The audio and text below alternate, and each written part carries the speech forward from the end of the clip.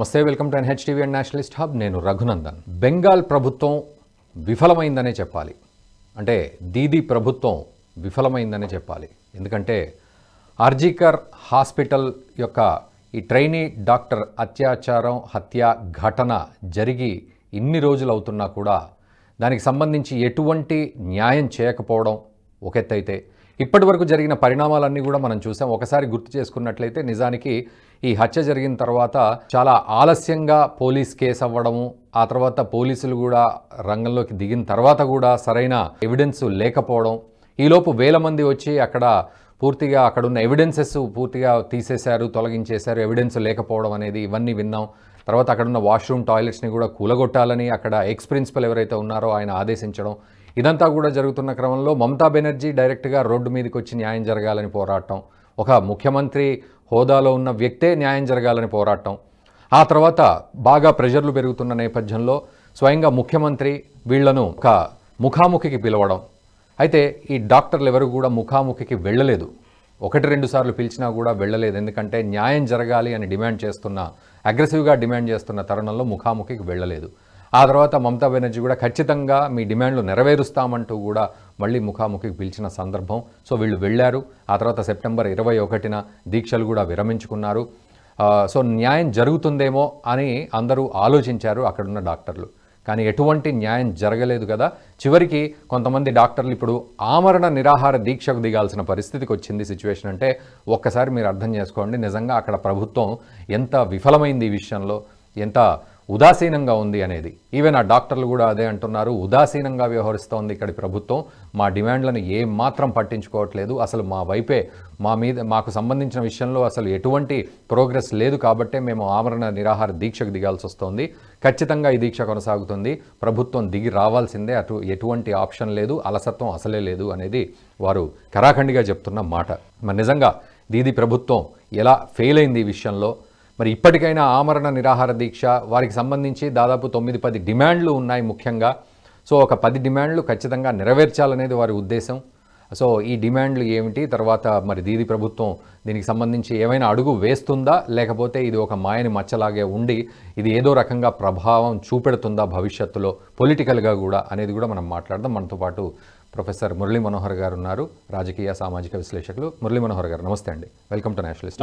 So నిజానికి ఒక దీదీ ప్రభుత్వం ఫెయిల్యూర్ అనే చెప్పాల్సిన సందర్భమైనా ఇది. ఎందుకంటే డాక్టర్లు వారు అలసత్వం వహిస్తుంది ప్రభుత్వం అంటూ ఆమరణ నిరాహార దీక్షకు దిగే పరిస్థితి. అంటే అక్కడ జరగాల్సిన న్యాయం జరగకపోవడం ఒక ఎత్తు అయితే, అట్లీస్ట్ వీళ్ళ డిమాండ్లు నెరవేర్చే పరిస్థితి కూడా ప్రభుత్వానికి లేని సిచ్యువేషన్స్ ఇప్పుడు అక్కడ ఎదురవుతూ ఉన్నాయి.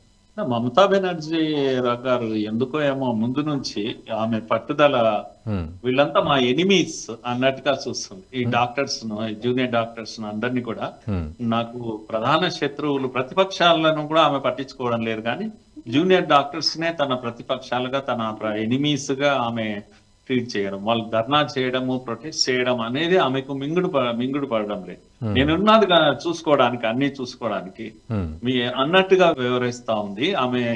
ఆ ఇన్సిడెంట్ జరిగినప్పటి నుంచి అక్కడ జరిగినటువంటి తప్పులు ఏవైతే ఉన్నాయో, ఆ ప్రిన్సిపల్ వ్యవహారం గానీ మీరు చెప్పినట్టుగా అక్కడ టాయిలెట్స్ వాటిని పూడ్చివేసి ఎవిడెన్స్ ను లేకుండా చేసేటువంటి ఎఫర్ట్స్ గానీ, తల్లిదండ్రులకు సమాచారం ఆలస్యంగా ఇవ్వడంలో గానీ, తర్వాత తల్లిదండ్రులను నిలబెట్టి వెయిటింగ్ లో ఉంచడం, ఇవన్నీ కూడా కోర్టు కూడా ప్రశ్నించింది, ప్రజలు ప్రశ్నిస్తున్నారు, మీడియా ప్రశ్నిస్తుంది.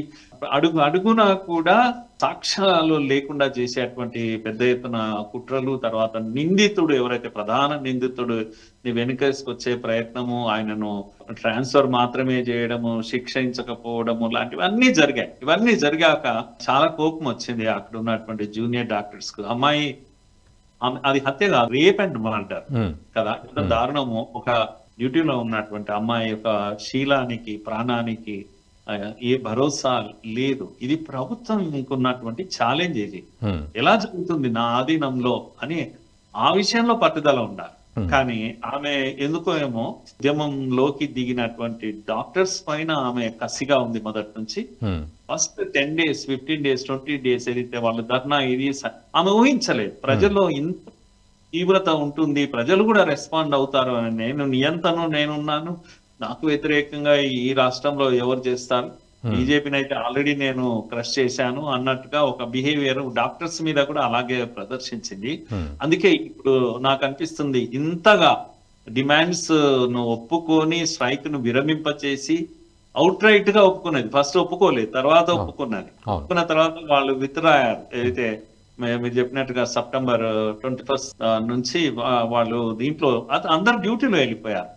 పెద్ద ఇదేంటి అంటే సందర్భంలో వీళ్ళనే బ్లేమ్ చేసే ప్రయత్నం చేశారు. వీళ్ళ కారణంగా చాలా మంది చనిపోతున్నారు, అమాయకుల ప్రాణాలు పోతున్నాయి అనేటువంటి ఒక క్యాంపెయిన్ కూడా జరిగింది. దుర్మార్గమైనటువంటి క్యాంపెయిన్. ఇప్పుడు కూడా చివరకు వీళ్ళు విస్తుపోయి డిమాండ్స్ ఒప్పుకొని డ్యూటీలో జాయిన్ అయ్యాక కూడా మళ్ళా వాటి పట్ల ఆమె శ్రద్ధ చూపకపోవడం, తర్వాత అధికారులను, ఉన్నత అధికారులను సస్పెండ్ చేయడంలో కూడా చాలా ఆలస్యం చేసింది. అన్ని తూతూ మంత్రంగా చేసింది. దీంట్లో మనకు చాలా ఆశ్చర్యం అనిపిస్తుంది అంటే పోలీసుల యొక్క అత్యుత్సాహం అనేది చాలా భయంకరంగా ఉంది. పోలీసులు అంటే మమతా బెనర్జీ వైపు నుండి నిలబడ్డాం, మేము ఉన్నాము, ఎవరు మీరు అని ప్రతి అడుగడుగున చిన్న తప్పుకు, ఈవెన్ అక్కడెక్కడో ర్యాగింగ్ జరిగితే కొంతమంది జూనియర్ డాక్టర్స్ ను పట్టుకెళ్లారు, వీళ్ళే చేశారు అన్నట్టుగా. ఎవరైతే ఉద్యమాలు లీడ్ చేస్తున్నారో వాళ్ళని కక్ష సాధించడం మొదలు పెట్టారు. గతంలో ఉద్యమం లీడ్ చేసిన వాళ్ళకు వేరే వేరే కేసులు పెట్టడం మొదలు పెట్టేశారు. ఇదంతా చూసి పాపం ఈ జూనియర్ డాక్టర్స్ ఏం జరుగుతుంది ఈ రాష్ట్రంలో అర్థం కాలేదు. అందుకే ఈ మధ్యన వాళ్ళు సడన్ గా ఈ పోలీసుల యొక్క ఈవెన్ సిబిఐ కూడా చాలా కోప్పడ్డది ఎవరిపైన, జూనియర్ డాక్టర్స్ ఎందుకు మీరు ఇంత కక్ష కట్టారు వాళ్ళ మీద అని సిబిఐ అడగడం కూడా మొదలుపెట్టి. సో ఫైనల్ గా ఏంటంటే మొన్న శనివారం నాడు సడన్ గా ఒక అల్టిమేటం ఇచ్చేసారు ప్రభుత్వానికి, నేను 24 hours టైం ఇస్తున్నాం, మీరు రెస్పాండ్ అవుతే నో ప్రాబ్లం, అదర్వైజ్ మేము విల్ గో ఫర్ ఆమరణ నిరాహార దీక్ష, అన్ టు డెత్ నిరాహార దీక్ష. అంటే లైట్ గా తీసుకున్నారు ప్రభుత్వం, ఏం చేయలేరు వీళ్ళు, ఇదంతా అల్టిమేటమ్స్ చాలా చూసాం అన్నట్టుగానే చూశారు. అయితే ఇమీడియట్ గా ఒక 6 మంది విద్యార్థులు ఇప్పుడు ఎస్ప్లాండే అనేటువంటి ధర్నా చౌక్, అక్కడ ఎస్ప్లాండే అనేది ఒక మెట్రో స్టేషన్, చాలా పెద్ద స్టేషన్ అక్కడ ఈ ధర్నా చౌక్ లో 6 మంది విద్యార్థులు ఆమరణ దీక్షకు కూర్చున్నారు. మీరు ఆశ్చర్యపోతారు, ఈ దీక్ష కూర్చున్న వాళ్ళు ఎంత నియమము నిష్ఠతో కూర్చున్నారంటే ఆర్జేఆర్ విద్యార్థులు ఎవరు దీంట్లో లేరు. ఎందుకంటే ఆర్జేఆర్ విద్యార్థులను ఇంటరాగేట్ చేస్తున్నారు అక్కడ రోజు. సిబిఐ కూడా క్వశ్చన్ చేస్తుంది, ఇక్కడ పోలీసులు వేరే రకరకాల ఇంటరాగేషన్స్ నడుస్తున్నాయి కనుక మేము అందరం అందుబాటులో ఉంటాం, ఇక్కడ అన్ని ప్రశ్నలకు జవాబులు చెప్తాం, మేము ఎవరం పోమని వాళ్ళు ఎవరు రాలేదు. అందరూ ఒక 6 మంది ఇక్కడ కూర్చున్నారు. వాళ్ళు ఆ కాలేజీ విద్యార్థులు కాకుండా ఇతరులు కూర్చున్నారు. ఈ 6 మంది దీక్ష, ఆమరణ దీక్షగా వాళ్ళు ప్లెకార్డ్స్ పెట్టుకున్నారు ధర్నా చౌక్ లో. సీసీ కెమెరాలు పెట్టి ప్రజలందరూ చూసే విధంగా. అంటే ఎందుకంటే ఈ మామూలుగా దీక్షలు కూర్చుంటే ఆమరణ అంటే ఏదో అవి ఇవి తింటుంటారు, తాగుతుంటారు వెనకాల అనేటువంటి ఇది లేకుండా 24 hours సీసీ కెమెరాల మధ్యలో కూర్చున్నారు వాళ్ళు అక్కడ. తర్వాత నోటికి ప్లాస్టర్స్ వేసుకున్నారు, మంచినీళ్లు తాగడం లేదు వాళ్ళు.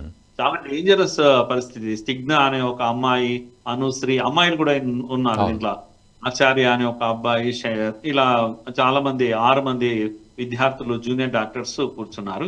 ఇది చాలా సీరియస్ ధర్నా అండి, ఇది మామూలుగా కాదు. నిజంగా కూడా వీళ్ళు 6 మంది ఏమవుతారో తెలియదు. Exactly sir. మురళీ మనోహర్ గారు, మీరు అన్నది ఈ 6 మంది కూడా ఇప్పుడు వాస్తవానికి ఇప్పటికే చాలా అలసత్వంగా వ్యవహరిస్తోంది ప్రభుత్వం అని ఒకవైపు, మరోవైపు దసరా అంటే కూడా అక్కడ ఫెస్టివల్ మూడ్లో ఉంటారు అక్కడ వాళ్ళంతా, ముఖ్యంగా కలకత్తా లాంటి ప్రాంతం. సో ఇదంతా చూస్తుంటే కూడా ఈ డాక్టర్లు ఈ టైమింగ్లో ఈ ఆమరణ నిరాహార దీక్ష, మరి నిజంగా వీళ్ళ పరిస్థితి ఏమవుతుంది, నిజంగా సత్వర న్యాయం జరుగుతుందా ఇప్పటికైనా, ఎట్లా ఉంది సిచ్యువేషన్? అయితే ఇప్పుడు విద్యార్థుల ధర్నా ఏమవుతుంది, వాళ్ళ ప్రాణాలకు ఏమవుతుంది అనేది ఒక పాయింట్ అయితే, కామన్ మ్యాన్ ఎలా ఉన్నాడు అనేది కూడా చాలా ముఖ్యం. మీరు చెప్పినట్టు దుర్గా పూజలు చాలా పెద్ద ఎత్తున చేస్తారు ప్రజలపై. ఈసారి ఎక్కడ ఆ కోలాహలమే లేదు, ఎక్కడ కూడా మీకు ఆ సందడి లేదు. ఇది దుర్గా పూజల సందడి లేదు. అంతటా పెండాల్స్ దగ్గర కూడా ఇవే ప్లెకార్డ్స్ ఉన్నాయి, ప్రతి ఇంటి దగ్గర ప్లెకార్డ్స్ ఉన్నాయి.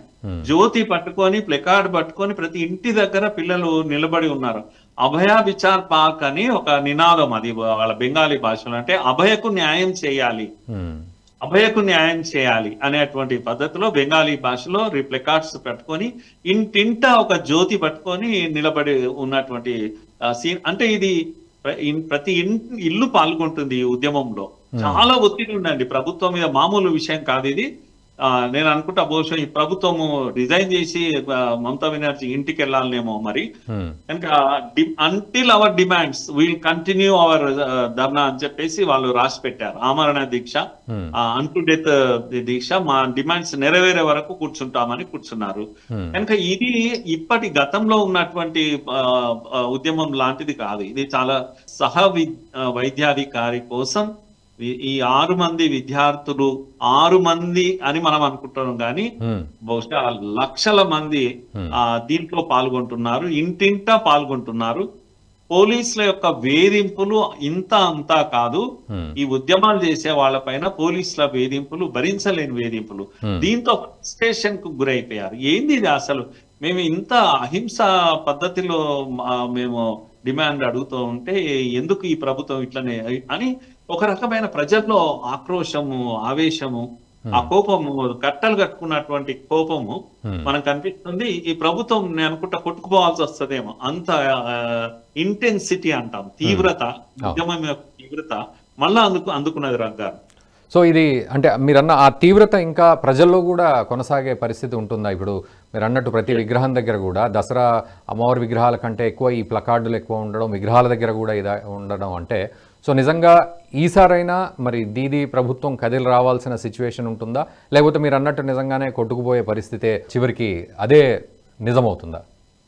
ఆ దీది దిగి వస్తే కూడా ప్రజలు దిగే పరిస్థితిలో లేరు. ఇప్పుడు ఈ దుర్గామాత పెండాల్స్ కు ప్రభుత్వం ఏదో వాళ్ళకి సహాయం చేస్తుందట, ప్రతి పెండాలకి ఇంత అని చెప్పేసి అది కూడా రిజెక్ట్ చేస్తున్నారు. అక్కర్లేదు, పోనీ డబ్బు అక్కర్లేదు, నీ సహాయం అక్కర్లేదు అని ప్రభుత్వం ఇచ్చే ఏ సౌకర్యాన్ని ప్రజలు తీసుకునే స్థితిలో లేరు. అంత ఆక్రోశము, మనం కట్టలు తెంచుకున్న ఆక్రోశం మనం గతంలో చూడలేదు. అంతకుముందు అమ్మాయి చనిపోయినప్పుడు, రేప్ జరిగినప్పుడు సరే మీరు పెద్ద నంబర్ అనేది రోడ్ల పైన చూసాం, కానీ అందరిలో కామన్ మ్యాన్ అంటాం, సాధారణ వ్యక్తుల్లో అందరిలో కూడా రాజకీయాలకు అతీతంగా ప్రజల్లో వస్తున్నటువంటి ఆక్రోశము, ముఖ్యంగా మహిళల్లో చాలా చాలా పెద్ద తిరుగుబాటు మనకు కనిపిస్తా ఉంది. కనుక మమతా బెనర్జీ కోరి కష్టాలు తెచ్చుకుంటుంది అని మాత్రం మనం ఖచ్చితంగా చెప్పొచ్చండి. Okay, right sir, thank you very much Murali Manohar గారు ఈ విషయంపై క్లారిటీ ఇచ్చారు. సో అదండి పరిస్థితి. మొత్తానికి అక్కడ దీది ప్రభుత్వం విఫలమైంది అనే చెప్పాలి. ఎందుకంటే ఇందాక వారు అన్నట్లుగా అక్కడ అమ్మవారి విగ్రహాల విషయంలో ప్రభుత్వం ఇచ్చే కొంత సహాయం ఏదైతుందో వాటిని కూడా నిరాకరిస్తూ ఖచ్చితంగా ట్రైనీ డాక్టర్ అత్యాచారం, హత్య ఘటనకు సంబంధించి న్యాయం జరగాలి, ప్రతి ఆడపిల్లకు సంబంధించిన విషయం ఇది, రాష్ట్రానికి సంబంధించిన విషయం, దేశానికి సంబంధించిన విషయం అంటూ కూడా అక్కడ తీవ్రంగా ఆందోళన చెందుతున్న పరిస్థితి ప్రజల్లో ఉంది. మరోవైపు అక్కడ కొంతమంది డాక్టర్లు ఆమరణ నిరాహార దీక్షకు దిగారు.